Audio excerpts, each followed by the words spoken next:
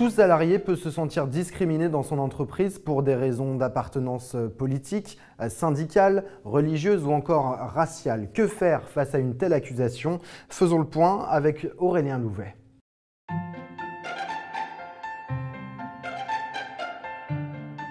Bonjour Aurélien Louvet. Bonjour. Alors si un salarié se dit victime d'une discrimination au sein de son entreprise, que doit faire l'employeur?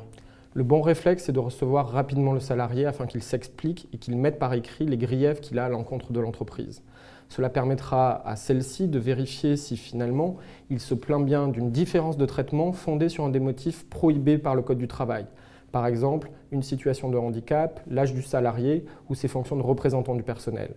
Sur la base de ce témoignage, l'entreprise, et c'est souvent le service des ressources humaines, va devoir diligenter une enquête auquel il faudra associer les représentants du personnel. Et concrètement, sur quels éléments va se baser cette enquête pour savoir s'il y a vraiment discrimination? Les personnes qui mènent l'enquête doivent vraiment mener l'enquête la plus objective possible.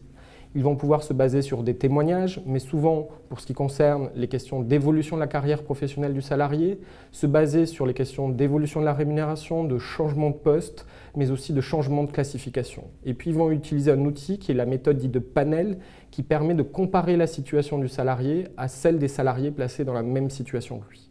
Il faut avoir en tête que ce type d'enquête peut être relativement longue et qu'elle peut prendre de plusieurs semaines à quelques mois. Alors que faire une fois que ce rapport d'enquête est terminé? Finalement, deux situations sont possibles. Première situation, il n'y a pas de discrimination. L'entreprise doit en informer le salarié, les représentants du personnel. Bien évidemment, le salarié a la possibilité de saisir le conseil de prud'homme pour demander des dommages et intérêts et éventuellement d'engager la responsabilité pénale de l'entreprise pour discrimination. Et puis à l'inverse, si jamais la discrimination est reconnue par l'entreprise, il faut chercher à négocier avec le salarié, signer une transaction et puis tirer les leçons de cette situation afin d'établir des bonnes pratiques qui permettent d'éviter qu'une telle situation puisse se reproduire à l'avenir. Merci beaucoup Aurélien Louvet. Merci.